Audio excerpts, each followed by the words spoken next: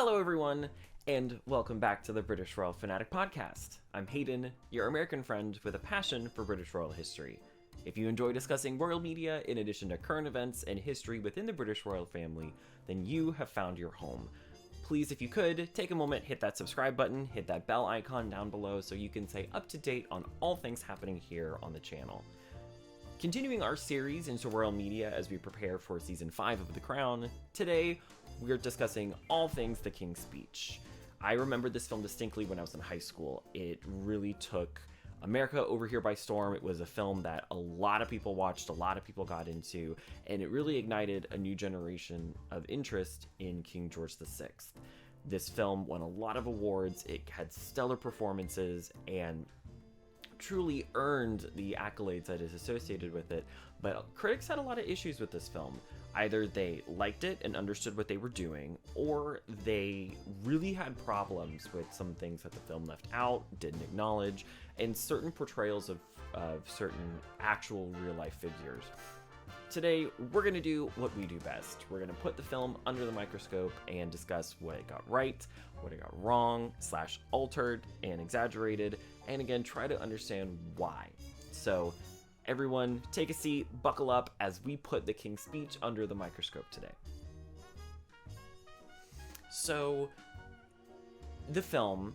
What's a brief synopsis? How can we briefly describe this film? So, The King's Speech follows King George VI and his ascension to the throne in 1936. It has the main focus of him dealing with his stammer, overcoming the shame of his stutter, the internal sort of shame that he feels, and his overall evolution from sort of being this sort of shy person in public, not liking public speaking, to being the leader that we know him through and the king that got us through World War II. Additionally, it follows the friendship that he had with his speech therapist Lionel Logue, how they start off really kind of standoffish, but then ultimately forming this really, really tight bond. The film covers the abdication crisis, the beginnings of World War II, and just, again, the internal shame he felt for his stammer. So who's behind the King's Speech? Who is responsible for it? Well, we have director Tom Hopper, and we have writer David Seidler. They're the two sort of creative minds behind the film.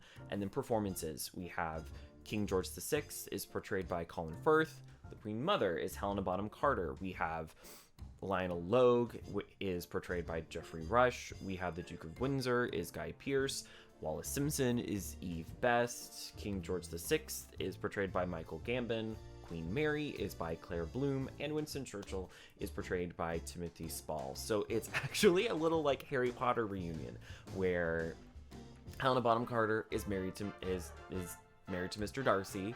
We have Captain Barbossa coming in to be the speech therapist. We have Albus Dumbledore is former king, and we have Peter Pettigrew as the prime minister. So it's this little comical little Harry Potter reunion that I actually truly really enjoy. But as I've already said, the film has these sort of two really big character arcs. The King George VI, Bertie, dealing with his stammer, overcoming the shame that he feels with his stammer, and sort of understanding where he thinks it came from, and his whole evolution from shy, doesn't really like public speaking, doesn't really want to be king, kind of, just wants to do his duty and be over here, to this leader, really becoming this leader, and who got England and the UK through World War II.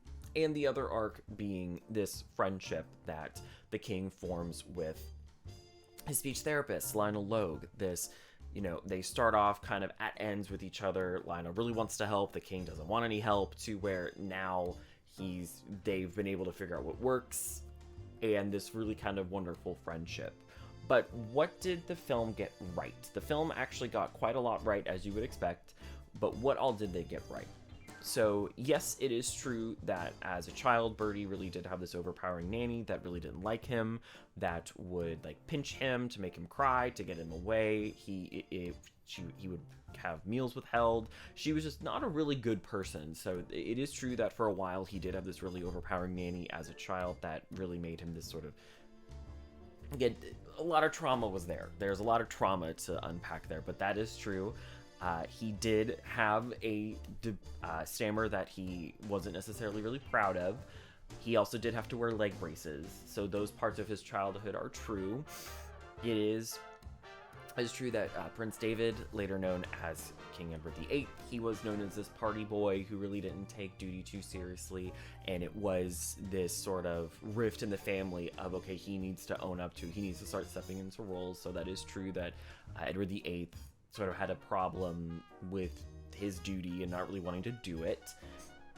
It is also alleged, we have to say alleged, that George V and Queen Mary weren't necessarily the best of parents. We know when reading royal biographies that the typical royal childhood, really up until recently, was a lot of governesses, nannies away while your royal parents go work. You see them a few hours a day, and then that's that. And this is an example of that typical childhood in that they were kind of distant. George V, again, alleged being sort of this overpowering figure. Again, I wasn't there. I can only use history books to form my judgments now. But again, it's all alleged. It is known that Bertie did have a temper at times. He did have sort of a short fuse, especially as he got older. That fuse kind of got a little shorter and shorter and shorter. So that is true that he would sort of have these outbursts at times. He did smoke like a chimney. He did develop a really bad habit of smoking. It was thought to be a treatment to help his stutter, but ultimately he became dependent upon it. Bertie did seek treatment to help with his stutter. He did go to quite a few places, and ultimately Lionel Logue seems to be the one that really helped. So that is, something that they did get right. There is that real frustration of having a stammer. As someone who does have a stammer and a stutter and has gone to speech therapy for, it's something that I really related to, that it is that frustration where you just can't seem to get the words out and they just can't really seem to flow. So that's something I personally related to. Of course, Bertie did work with Lionel Logue for a while. They really seemed to help with his stammer. The film really got right his relationship with his two little daughters, Princess Elizabeth and Princess Margaret. It is true that as a kid, he really wanted them to have the childhood that he didn't have. So the scenes where you see their toys everywhere, being them coming up into the playroom at 145 Piccadilly, that is very accurate, where he wanted them to have these wonderful memories to look back on, and not this sort of overpowering nanny, and having family time and really creating this family unit that we really hadn't seen before. So that is something that the film really got, those moments really wonderfully right. Of course, the Queen Mother hating Wallis Simpson. The Queen Mother wanted nothing to do with her. She did not like Wallis Simpson.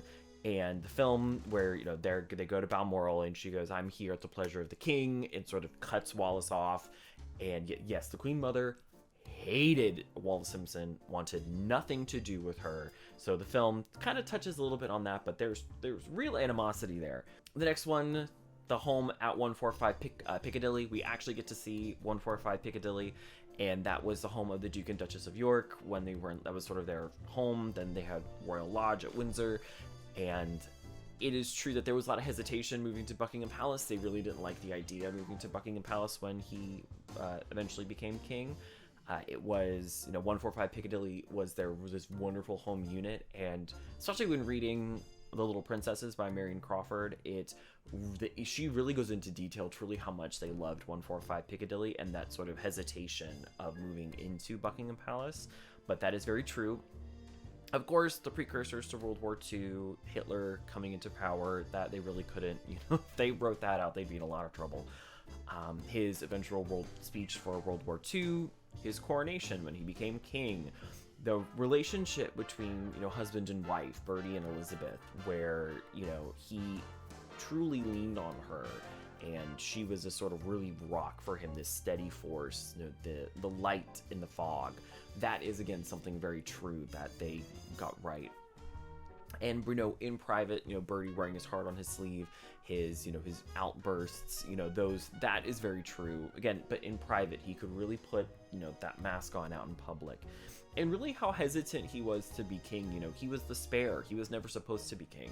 So the anxiety, the fear, I don't know what I'm doing, that, again, is something that was very real. But what did they change? So the film, as discussed, they got a lot of big pillars right. This is sort of in the realm of Peter Morgan, what he does, where the big pillar of things, the things that we can easily recognize, he gets right. And of course, certain parts of history you have to include when doing a historical fiction. But the film does exaggerate things. Things are changed, and for storytelling purposes. Again, the main arc of this film is Bertie overcoming his stammer and his friendship with Lionel Logue. So that's the focus. It's all from the king's perspective. So they did exaggerate some things. Things did get changed. But what did they end up changing? The first one is his stammer. So yes, it is true that King George VI did have a stutter. Yes, he was frustrated with it. Yes, he didn't like it. But the film really exaggerates it to where he really can't complete a sentence. And the best example of this is in the opening of the film, they replicate a speech he gave out, I believe it's at a horse track or the Olympic Games. It's the Olympic Games. He gives a speech, he opens everything, and it's the way that the film portrays it is he can barely get through a sentence. He just can't seem to do it. But when you actually watch the film reel, the film reel's out on YouTube, he has steady flow. He can finish sentences. Yes, are there stutters? Yes, are there hiccups? But the film really takes the stance of before he couldn't even finish a sentence, and so that's why he hated his duty in royal work. And he couldn't do where no, the film really exaggerates the before, but it helps to sell the after. That's the big thing. They exaggerate the before to further do this underdog storyline. Additionally, the film cites that his family and his upbringing is the source of his stammer, and that's really the cause of it all, when in reality, as science has proven, we can't really 100% concretely say where a stutter comes from, just that it develops. There's a whole speech science behind it that is significantly above my intelligence level, but the big point of it is it's really difficult to pinpoint an exact source of a stammer, and that it typically develops in children. Most of them grow out of it, but there are those adults such as myself that still have a stammer, and this is also George VI is an example of that. But the film takes a stance of this is where it came from, when in reality we don't fully know where it came from. Moving on, the film, we see film reels of Hitler coming to power, and it's in German, and the king would have known German. It is quite common for members of the royal family to understand multiple languages. In fact, it's very common that they do know French, because there's still a tradition where royal menus are in French. So the idea of him not knowing German, not knowing what Hitler's saying, is actually something of a fallacy. He would have understood the German. He would have known what they were saying. The royal family still has a lot of German heritage, so they would have known what was going on and what was being said. The next one is familial depictions. So George V, Edward VIII, and Queen Mary, their character traits are exaggerated a lot, but again, the film is from Bertie's perspective, from George VI's perspective. It's all from his point of view. So of course, the father is going to be portrayed as a little bit more overbearing and demanding and this looming figure because of the anxiety that this character is feeling and the sort of fear of, is this going to be what I'm going to have to do more of? I don't want to do this. So of course the father is going to be portrayed slightly more unfair. Of course, the brother being this really vapid party boy, just wanting to go around having fun. These are traits that are exaggerated, again, for storytelling purposes. It's all from Bertie's point of view. In reality, then to use names that I know that were used around the family, David and Bertie were actually quite close. And in fact, in the most recent documentary that came out that was actually narrated by the Queen, we can see film footage of them actually being quite close, well up until the abdication. In fact, the abdication really was this big defining moment. And of course, at that point, we know there was a lot more behind the scenes that we will fully never be privy to. But up until when he became king and then the abdication, they were really quite close. And they were, actually really kind of, good relationship between brothers. But of course, the film is taking this dramatic standpoint of this brother that, doesn't want to do the job, is this party boy, has his lovers, and of course Wallace Simpson, this American divorcee, his scandalo. But the familial depiction, especially of the older generation within the royal family at the time of the film, again, unfairly depicted. Again, they take a few character traits, but again, the character of George V, the character of Queen Mary, we see very briefly. So of course we're not going to spend much time with them, but their depictions rubbed certain historians the wrong way. One thing the film does not acknowledge is Edward VIII's sympathies towards the Nazi regime and his connections with the Nazi regime, Wallace Simpson's connection with the Nazi regime. If you want to hear more about that in detail, we discuss it a little bit in season 2 review of The Crown, so go check that out above. But the film doesn't acknowledge it at all. The only reason for the abdication is his love for Wallace, when in reality we know that there was a lot more going on behind the scenes, especially when it came to the Nazi regime. So the film doesn't acknowledge it. It's just not even there, and that really made historians angry that they just decided to not acknowledge that, when in reality it did happen. Additionally, there's no mention of appeasement during this film. They don't even acknowledge, again, it's something that's not even acknowledged, and that rubbed a lot of critics the wrong way.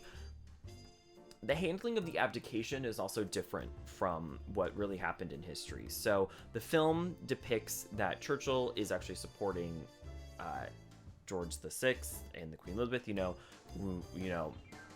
taking the stance of, what is he doing? But in reality, Churchill actually supported Edward VIII when it came to the abdication and told him to not bend to those ideas. Churchill kind of really took the stance of, we need to support, you need to do what you need to do. Don't bend to what you're saying. We'll figure it out. And took the stance of supporting Edward VIII at times, which of course rubbed a whole bunch of people the wrong way and sort of made where George VI and Churchill were sort of like lukewarm to each other. But they change the handling of the abdication in the film. They don't even acknowledge certain things. They change how certain actual historical figures behaved. And I think they changed this solely because, again, that's not truly the arc of the film. Yes, it's history happening around the film, but it's not what the film is truly about. And so they have to make certain decisions, like when taking a book to film, you have to make certain decisions. Things just get cut, don't get acknowledged, or if it's something kind of minor. And granted, this is a very huge deal. The abdication is a very big part of British history. And world history for that matter. I don't want to take that away, but this film only has about 2 hours to tell like 20, 30, 20, 25 years of history. So certain things just get, for dramatic purposes, certain things get cut, they don't get acknowledged. And the scope of the film is all from Bertie's perspective, and he's the underdog here. So I understand why they were altered, why certain things were left out, but of course, hey, you need to kind of acknowledge some of these things. Another thing that they altered is the timeline of things are a little off. Some things move very quickly, and some things get really dragged out. And the timeline of really when Lionel Logue gets introduced is a little weird. He actually first met Lionel Logue in 1926. They began working together in the mid-20s, and they were quite successful. Shortly after working with him, he went on a tour to Australia and gave all these speeches, and it was wonderful. And the film shows that it took so long to make progress, but in reality, he made progress quite quickly, and things moved along really, really well. Some things that some political figures are present in scenes when they actually would not have been. They just would not have been there. And some of their depictions are a little weird. Some family members to get angry about. Why were some of these historical figures present? Well, it's simply to kill like 8 birds with one stone. Some people over here in America or just elsewhere in the world, don't really know who these people are. So we can still tell a dramatic story, but also include some other people in history that were important. Yeah, they might not have been there, but we're going to include them to try to have a rounded out historical experience quite briefly. But an example of where things were altered that family members had issues with. The character and real person Stanley Baldwin, in reality, retired from his position after a decade of being at the top. He was considered a hero, and everybody really, like, hey, yeah, you go. we get it, but in the film, he was depicted as someone who sort of refused to order Britain's rearmament, sort of retired and was sort of looked down upon. And so his portrayal was unfair. The family actually got angry about it. And this is an example of that, where he was included when he probably didn't need to be, but when he was included, they altered history, and the family got angry about it. One thing that multiple historians have pointed out is that George VI and the Queen Mother would not have tolerated such casual behavior and such casual addressing and conversation around Lionel Logue. There would still have been this line: you are addressing a member of the royal family, you are talking to the king. They would not, Lionel would have never been given permission to call him Bertie.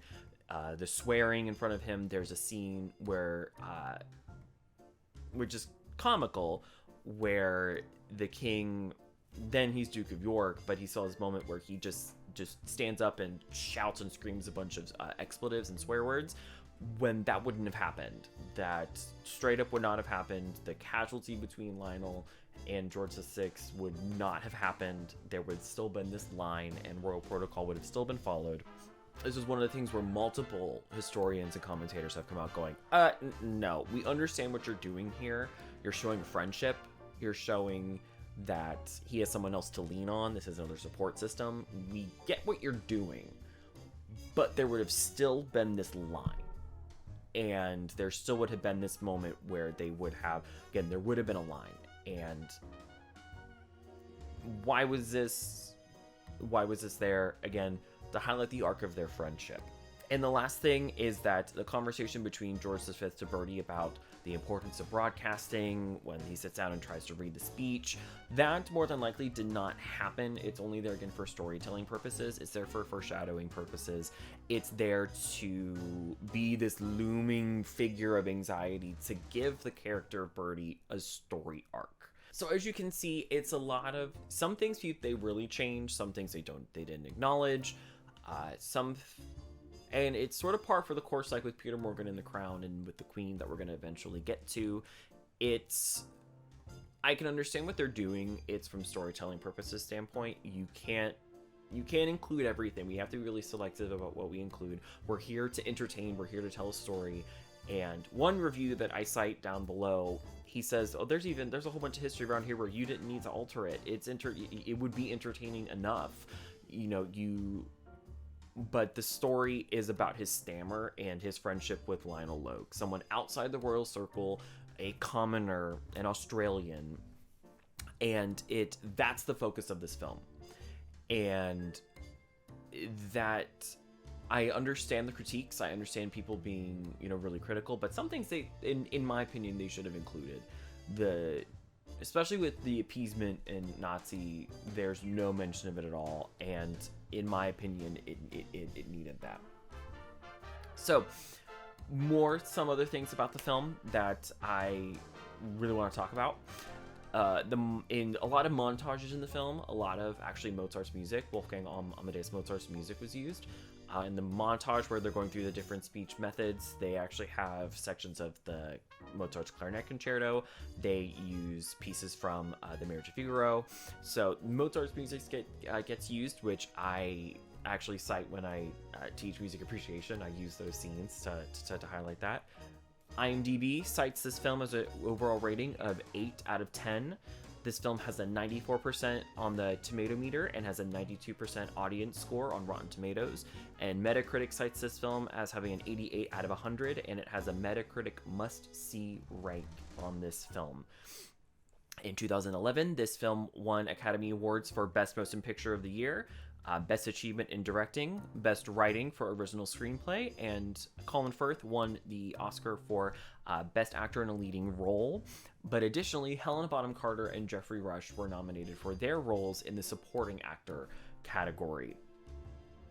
So the letter that was the main source of inspiration behind this film, that was a letter that George VI wrote to Lionel, actually went up for auction a few years ago.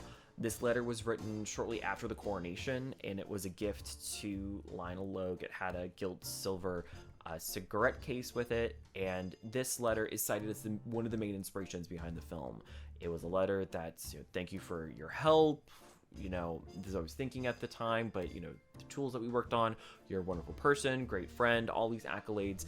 And this gift went up for auction a few years ago, but that was the main really driving force behind this film, was this letter, because when you look at history, there's really not a lot of discussion about Lionel Logue and his sort of help that he gave to George VI. And lastly, Her Majesty the Queen was actually sent a copy of the film. She was sent 2 copies of the film, and she actually watched it in a private screening. She actually, this is one of the few instances where she has seen media depicting her family. And it's reported that she liked it. She actually liked the film, and she was, quote, touched by a moving portrayal of her father. And so it gave her seal of approval for this film, which the director and the creative team came back saying, this was the biggest compliment anybody could give to this film. So those are some other just kind of fun facts that I wanted to discuss. Yeah, this film did win the 2011 Best Picture of the Year. And now my opinion on this film. One, I appreciate that Lancaster House gets used again as the Buckingham Palace stand-in. It has become this sort of way to connect all these different show universes together, of having Buckingham Palace be Lancaster House. It's sort of this wonderful constant. But I appreciate the film. I understand what it's doing. It's a story of the underdog. It's the story of someone who was seen as, can they do it? Oh my goodness, can they do it? And then showing I actually can do it. Overcoming a struggle that I personally relate to, of someone who has a stammer. It underlines, his quiet, quote, quiet, unassuming heroism and his deep sense of duty that we can understand how that got passed to Queen Elizabeth. His love and his adoration of his family and the importance of his family. And again, it's a story of the underdog. And I understand the critiques that people have of this film, where it doesn't acknowledge some key points of history, but in my opinion, I don't know how it would have gone over talking about the Nazi connection that early. It fully didn't break ground in media pop culture news about the Nazi connection, and that being the big reason for the abdication, until The Crown. So having this film so early, discussing it, I don't quite know how it would have gone over. I earnestly don't know. You can do no wrong with Colin Firth. You can do no wrong with Helena Bonham Carter. This is a truly lightning in a bottle cast. This is a truly fantastic cast. They're all wonderfully trained. They had a really great rapport and a really great relationship, and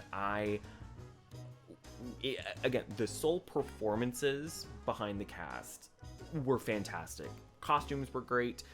I remember seeing an interview with Helena Bonham Carter where they actually tried to put false teeth in, because the Queen Mother notoriously didn't have the best teeth. It's just what it is. But ultimately, it messed with her face shape, and it was weird to talk with, and so they ultimately just went without it. But they actively don't try to go for likeness in this film, and I think it was probably for the best, where much like The Crown, you have, instead of focusing so much on likeness of the character, you focus on just the quality of the product. You can put forth a really great product, and the performances behind it were fantastic. Sets were great, costumes, chef's kiss, makeup, set design, just beautiful. It's a very beautiful film to watch. It's wonderfully stylized. So the actual watching of it, fantastic. I really enjoy watching it. But then once you get into the actual nitty-gritty details of the writing, what they chose, what they did, again, it's always, when it comes to films and shows, it's always where I have just questions about the production process of it, the writing of it, the research of it, where you chose to, go with this story. And, why did you choose to exaggerate the stutter so much? It's frustrating. I can relate to that. But at times, this is a very over-exaggerated stutter. And we have to give props to Colin Firth, where he actually worked with a vocal coach and someone to really try to make the stutter feel real, and the frustration of it being real, and a lot of speech societies and societies that would deal with people with stutters, and the science team came out saying, hey, we really like that this is some form of representation here, the frustration of it all. So I really appreciate that, but I also agree with some of the critiques of the film where the timeline of things are a little off. It could have added to the story, leaving some of these big historical things in. But we have to keep in mind that this film is all from George VI's perspective. We are in his world. We are in his interpretation of things. So we have to keep that in mind when looking at the core story of the film and going forward with it. It's all from his perspective. And this truly ignited a whole generation's interest in George VI. In fact, it was one of the big compelling forces behind Susan Webb's children's book about Bertie and his stutter, which I'll link to the podcast above, where we actually talk about it. And I interview her, and she was a wonderful guest, by the way. But the film, The King's Speech, wonderful film, fantastic performances by the cast, a truly beautiful film, lives up to the accolades that it deserved, but the critiques are just. The critiques are warranted. The film could have been, in my opinion, more compelling, leaving some of that in. Some things get left out that I don't agree with, that they could, again, should have been put back in. But I understand from a creative standpoint, I understand what they're doing. It's like taking a book into film. It's, again, you have to pick and choose things. You have to keep in mind the storytelling purposes. We have to keep the story moving forward, and bogging it down with too much real history, you're essentially now watching a documentary. I can go over here and watch it. I want to be entertained. And they tell a clear story of the underdog, a very real story of the underdog, and it brought a whole new generation of people rallying behind George VI. So I really appreciate it. The King's Speech, a fantastic film. Got a lot right, got a decent amount exaggerated, but overall, I saw a lot of people saying that this film, they would rate it, a 75 out of 100, or, give it a 75%, where there's, it's close enough to real history to where it's believable, but they exaggerate just enough that people start to have problems with it. But what did you think? Comment down below. What did you think of the film? Did you pick up on these things, that it's another story of the underdog? Sound off in the comments below. I would really like to hear your opinions on this film. But there we have it, everyone. The King's Speech survived being under the microscope, and just like The Crown, it's close enough to history to where the actions are believable, but things are exaggerated for storytelling purposes to keep the story going. All my sources for all my research are linked in the description box below, as well as all the socials for the show. Thank you for stopping by, and I will see you in the next one.